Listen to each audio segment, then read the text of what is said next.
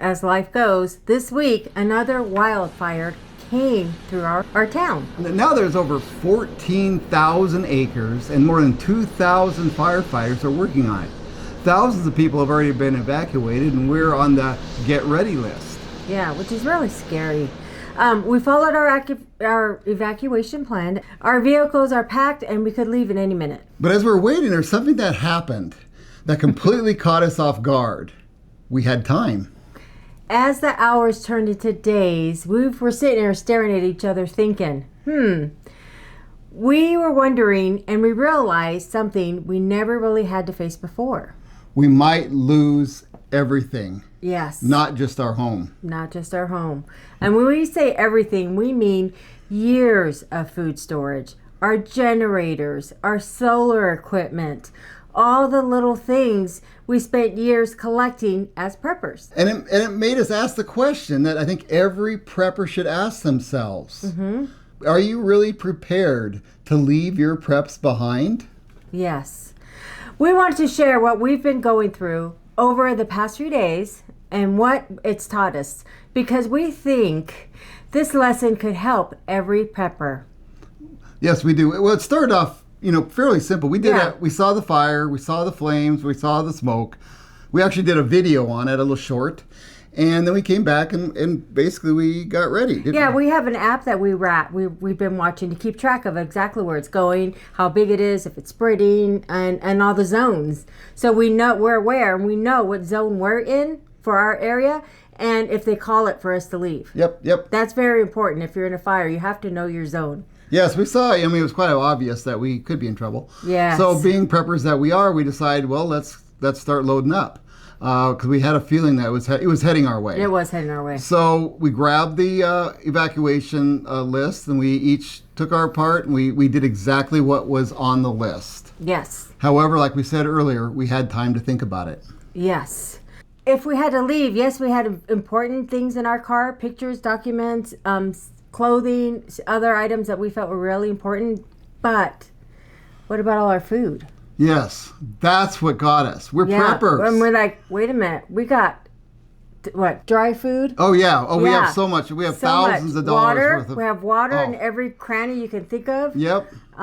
Canned goods, all of our preps, like we said. Medical. Everything. Just like you guys. Yeah. Are you worried about this? Just think about it. Yes. We got so much stuff. And then we're thinking... Yeah. So then we started kind of squeezing I put things... in every little corner of my car. I added to the evacuation list. I started adding more stuff as time went by. Right now you couldn't fit a bad smell in my car if you tried. It's just out of control because. And then I started thinking this.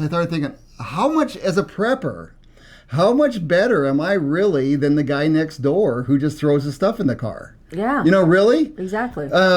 If something happened and I had to stay in the house, we could easily stay here. We could survive for a long time. We could do months and months. Yeah, we have it figured out. We have at least 6 months with 10 people. We could figure it out if we were to bug in the house. But second time this is hitting us in our lifetime, and the first time, we didn't have a generator. We didn't have the solar panels. We didn't have nearly as much food or supplies, various other supplies that we do now. And also last time what we did is we had the pickup, remember? Yeah. And we filled the pickup with all of our freeze-dried food because we were going to somebody's house. Well, that somebody's house now lives with us in the same town. Same town. So there went that. You know? And now we also have a trailer. But if we were to load up the trailer it's an open top trailer, dump trailer. Yeah, it's open. Last time we had a problem with looters. So if we go park it somewhere, they're gone. Heaven forbid it's going to be there when we get back. Oh yeah, no. So we had to do some thinking on that part. We came up with a couple of things though. Yeah. Yeah, we have for a friend now that if we load up our trailer, if we have to go, he will allow us to park it at his home, which is a big plus. And we know he'll protect it, he'll watch it, and it won't get looted. And he is not in the fire zone like we are. Yep. And that's what you guys got to start, thinking. Learn from us. Think about, do you have someplace to go? Do you have a means of getting your supplies that you want there? There's more to life than just a get out bag or go out bag. You need to we have valuable stuff. And think about this. If we were to evacuate, that stuff's valuable wherever we take it. Yes. So think about that. That's what we're going to be doing. We're going to be Yeah. focusing on that, trying to figure out a plan, because we need a plan. And as preppers, I think this is an eye opener for everybody. It should be. Yeah. I never see anything about this. You know, you never hear people talk about it. And we want to stress connections with friends and family. If you're ever, talk to somebody, say, hey, if I ever had to leave my home, can you store some stuff for me? Yes. Can you come and help me? Can I pack some stuff in your car? Can you help me get it out? Yeah. You know, and I've never been a lone wolf prepper. You know, that philosophy. I'm not a lone wolf prepper. I believe in groups. I think groups are help you. What you need. That's a whole different video. But another thing we have to start thinking about, like a lot of, if you have a hard time moving, how, what are you going to do?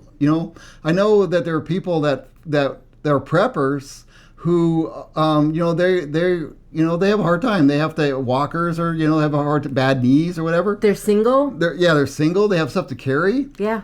So if you fit in that category, you need to start, getting a plan, getting to know some network, get some people, because you want to call. They were doing that here because people they stay in these RV parks. Yeah, where they park their campers. Well, what they do is they buy the campers in the RV park, or they have them towed there when they buy them, but they don't have like the F-350 or a big truck to pull it. So they're trying to get people to come and help them, to help them disconnect and pull it. Which, yes. Fortunately, there were a lot of people volunteering to do that. But you got to think about these things. Yeah. We can't just, as preppers, we can't just focus on bugging in. This happened to me twice. I mean, the first time I was totally caught off guard. Yeah, we were. Because it's like we never. I never even thought. I thought I could survive forever. I'm a prepper. Blah blah blah. Whatever. Yeah. I never. When I had to leave the first time, all of a sudden I'm like, wow, I'm not ready. I'm not used to this, Yeah, we were really nervous. We were nervous. And this time we thought, oh, we have it figured out. However, I got all my laundry done. I got it all in a suitcase. As we wear it, I wash it so I can zip up that suitcase and we're good to go. Because last time we had 2 outfits between us, and we still had to go to work. Oh yeah, if you want to, Yeah. you should watch our video. We did. It's one of the first videos we did because that's what got us into this whole YouTube thing. But it tells the story, and I'll put a link for that because it's actually funny and not at the same time. Yeah.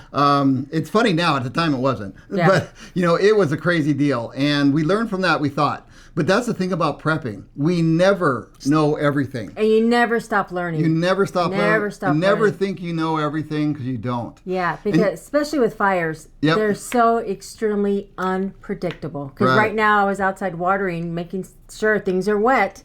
Helicopters are flying over. The helicopters are flying over, and the wind is blowing in our direction. Yeah, the wind's blowing which hard. Which is not good. Yeah. So we're not out of the woods yet. No, we're not out of the woods yet. So. It's just something and another thing, I'm sure people are thinking, oh, that'll never happen to me. Oh, yeah. How about those people down there in Southern California, by L.A., the wealthy areas, the richest part of California, they all burned down. I bet you they weren't expecting it. Yeah. I know they weren't. Because there are tight housing tracts. Yes. We're out here, I got neighbors, yes. We have an acre of property. Yeah. And our neighbors beside us, one has half an acre, another has a quarter acre, or whatever, but we're all close. Right. But then on another thing, across the street is BLM land, which is all woods. Yeah. And that stuff goes up like crazy. Yeah, we have that right. We're butted up against BLM. So yeah. Yeah. So. Well, right now, what I think we have? I checked, and I think we have Belinda's trivia. Yes, you do. And did you know, most people think wildfires move like a wall of flames. But many homes are actually ignited by wind blowing embers, and we're seeing a lot of that here. Those burning embers can travel more than a mile ahead of the main fire, landing on roofs, gutters, dry vegetation, and starting new fires. That's why officials may ask people to evacuate even when the flames seem far away. Now I have a question for you viewers, for all you preppers. Think about this. If you had 15 minutes to evacuate, what are the 3 things besides your family and pets that you would take with you? Put that down in the comments. I'm really, really curious on that question. Yeah, you might have something that we still have forgotten. Yes. And that's why I'm asking the question. Yeah, because we're in this right now. So Yeah, no. we're not out of the woods. No, it could get very, very bad as the week goes on. No, and we learned so much from the comments. I Yes. mean, it's amazing all the stuff I've learned from the comments. Yes. That's why I do these I love the comments because I read the comments, learn from them. You know, have little debates or whatever it takes. But that would be great. Hello, my name is Wayne. I'm Belinda. And we're Normal Prepping. And thank you for watching. Thank you for watching.